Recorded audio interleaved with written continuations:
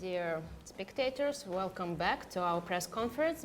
We are here with Sergey Karjakin and Peter Svidler, who just finished their game in a draw.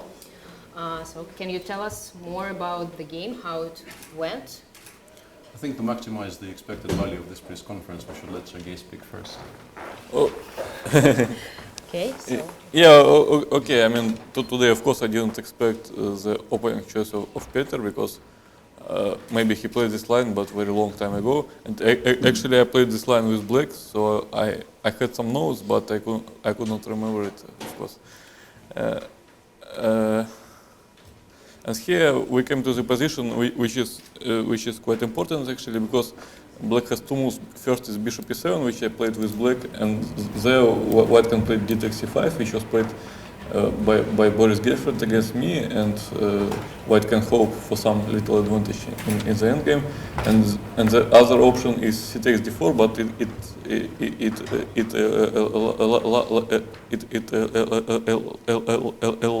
allow white to play knight takes d4, because if e takes d4, then bishop e7, and okay, this is the main position of the line. And after knight d4, bishop d7, here, of course, I could not remember what to play, because the most natural move is e4, but I didn't like if black takes, bishop c6, and here, of course, white should play queen e3, but I mean, I didn't like to exchange the knights, and that's why I didn't play it. And also the funny line was queen e5, which is very bad for me. But because of the very strong move h6, and now I cannot take, of course. And if I go queen e3, then bishop h2 is coming, and if queen h4, then knight e4. So maybe white cannot equalize already, but of course this is a critical position, but probably black should be fine. After knight f3, okay, I don't really know what's going on. I was considering also queen e2, but first of all, black can just play bishop d6, and maybe I have nothing better than to play h3. But also, black can consider to play knight g4. The idea is h3, knight d4. I should play g3, maybe, and then bishop b6 now. So I played h3. Maybe I could have played more precisely here. I'm not satisfied with my play. First I was going to play bishop g5, but then knight e5, and it's very unclear position. I can try to take and go bishop a2, but I don't really believe that white is fighting for advantage here. And bishop d3, I thought it's possible move. Knight e5 is good. Also, I was considering knight d4. e5, knight take d3, and here e takes d6 doesn't work because rook d1 at c1, but maybe I can take on f6. And, this move I didn't consider at all somehow. What if you just play bishop b1? Bishop b1 I can play, but then I thought maybe you go e5. Yeah, that is possible actually. Maybe I should have thought about this. Yeah. Well, I don't. Bishop g5? I don't believe Bishop g5, I can maybe even ignore it, play bishop b6 or something. Go for something like this. But yeah, it's double-edged. Takes knight d5. Yeah, I could go and I could get into some trouble here. But knight e5 is logical and good. Here I was hoping for bishop c3 and to get some initiative, but maybe bishop. Yeah, I'm not that suicidal now. g3 is coming, but of course bishop d4 is very strong, and e5 is also strong. Here I started to look for equality, because I didn't like to play f5. Black will play bishop c6 and then rook d8, for example, g4 rook d8, and if g5, then knight h5 is coming, and I don't have time for bishop e2 because rook d4 is coming. So that's why I played rook c1, and the idea is just to exchange, as it happened in the game. Maybe I was a little bit worried of 25, but maybe it's nothing so special. King h2 or something? King h2, yeah, and then you have some move like Knight h5 or something? yes, Ah. knight h5 and queen e5. Maybe I should have spent more time on this, but also even oh no, queen f2, maybe I can play queen e5. Huh? Yeah, queen e2, queen e5. But I can go rook f2, but maybe you have some move like rook c8. I thought. If i5, knight d5. Knight d5, queen f4, g6. But it looks kind of tricky, and I thought I was slightly better in the endgame I got, so I didn't really want to consider it for too long. Yeah, Maybe I should have. Of course, queen takes f4 is a safe way to play, like a slightly better in the end. But maybe knight d7 here was a little bit more precise, I thought, because knight d5, knight e5, I cannot play bishop e2 because of g5 and the rook is stripped. And if king e3 then rook e8, maybe. Could be unplayed. Yeah, I don't know why. Yeah, you can maybe do the same. Yeah, king h2, knight and go. Yeah, maybe rook f2 or rook f1 maybe. Rook f1. No, rook f1 loses exchange. No, it doesn't lose exchange. I'm going crazy there. Yeah, rook anywhere. Yeah, okay, rook somewhere, yes. Rook anywhere and knight d5 next move. I don't know. I mean, it looks like I should be slightly better, but I couldn't really find anything, and maybe I should have played more precisely somewhere here, because optically it looks like black should be slightly better, but in five moves time I no longer believed I was better. So yeah, if there is something, it must be very early on in this endgame. Yeah. Okay, so Peter, what can you tell us about this game? How did it go for you? Well, Sergey continues. He's done this a number of times recently against me. He plays the one line I did not repeat in the morning. So, I mean, I repeated the entire Slav because I played it very actively, like between 07 and 09, I think, and I stopped by 09. I stopped completely, and so I don't really. I mean, it's not a completely new opening for me, but there's a lot of material I either didn't know before or I completely forgotten. So. Yeah, I spent the whole morning repeating, you know, all the E3 stuff in this position, and also there's this incredibly sharp line, which is very fashionable these days. White can play E4, bishop b4, e5. So I repeated all this, and I also repeated everything in this position.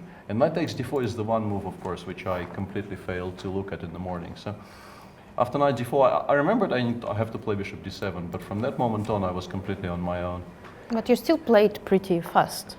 Well, I played bishop d7 fast, and then I started thinking while Sergey was thinking, and I thought, okay, if he goes knight f3, I have no idea what's going on. And when knight f3 did happen, I mean, after e4, I probably would have blitzed out knight takes d4 and bishop c6, because I'm pretty sure this is what the file says. It's important to give the impression that you actually know what you're doing. But yeah, after knight f3, I felt okay. Now I'm, you know, completely on my own, and still playing reasonably fast and pretending you're confident in your choices is a good strategy. So yeah, I don't know. a6 looks very slow, but I felt that, I mean, White's biggest plan here is of course e4, e5, and if I go bishop b4, he probably will play e4 anyway. I mean, accepting sacrifices like this is normally very, very bad in the Slav. So I need to do something about this plan of e4, e5, and I felt if I spend 2 tempi on playing a6 and queen c7, securing against knight b5 forever, I should be in time to play bishop d6 and knight e5 against whatever Sergey does in the next 2 moves, more or less. And this is what happened in the game. And I thought if I get this plan working with bishop d6 and knight e5, I shouldn't be in too much trouble. And I mean, I don't know what it is objectively, but it seemed to work. And yeah, I thought we played quite logically. There were some choices. I thought there was an important choice here. I sort of expected Sergey to play bishop e3, knight e5, bishop e2. And if black is not precise, he might drift into a slightly worse position. But I thought it was very important here to play bishop c6, rook c1, and in this position there's an important move, rook d8, which is based on a tactic. If white goes knight d5, I can take, And here I can take with the knight, bishop takes d5, bishop h2, king h1, and rook takes d5. And suddenly it turns out that white doesn't actually win any material back. It looks like I'm actually winning here. So knight d5 is not working. And if knight d5 is not working in this position, after something like queen b3, black will simply play queen b8. And all of his pieces are now exactly where they should be. I will castle next. The knight will go to d7. And in general positions like this, the one bad piece black has is a knight on c6. And now I traded it off. I put my bishop on c6, and I should be perfectly fine. And there was also an idea, I thought maybe there could be some point to play bishop e2 first, in order to maybe meet knight e5 with something like knight d4. But I thought, okay, if Sergey plays this, I mean, we will cross that bridge when we come to it, so to speak, because it's a very subtle move, and I'm not at all sure it's so strong. And I thought, okay, if it happens, and I will think about it. But in the game after queen e2 castles, yeah, I think the two choices are bishop g5 and bishop d3, and I also really couldn't understand who's better in this position. It's a tricky position to play, but I thought maybe I can play something like bishop c5 here to try and take control over the dark squares as early as possible. I don't know, rook c1, something like. Maybe even bishop c6, but bishop c6 I think Sergey can play before knight d5 here. I was looking at this thing, so maybe after rook c1 I need to play something like queen b6. But it's a very strange position. If I get, let's say, if I manage to play bishop c6 and king h8, I think I'm in total control. So if white is doing well here, he needs to find something immediately. And I couldn't really see what it is during the game. So I thought, you know, this is very unclear. I could be in danger here, but if I'm not, I could just as well be doing very, very well. So that was one choice, and the other one was what Sergey did in the game. And yeah, I mean, after f4, there are all kinds of ways to take on c3, but I thought it was so risky and so unnecessary that I never really considered it seriously. And after e5, yeah, black should be doing well here. f5, bishop c6 is fine. I can also just go for the endgame. I can go rook ac8 and plan to play queen c5 next.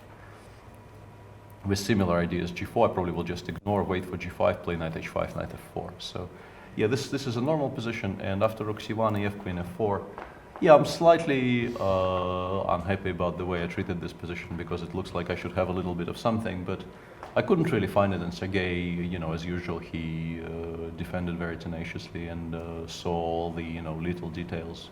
Because let's say after knight b6, I have a feeling that rook c1, g1 might be the only move here which solves all of white's problems, but Sergey played it immediately. So yeah, I mean, I tried to find something, but probably if I had anything, it was after knight d7 straight away, which is something I, for some reason, didn't consider carefully enough. Okay, but in general, draw in the first game with black is a perfectly fine result, and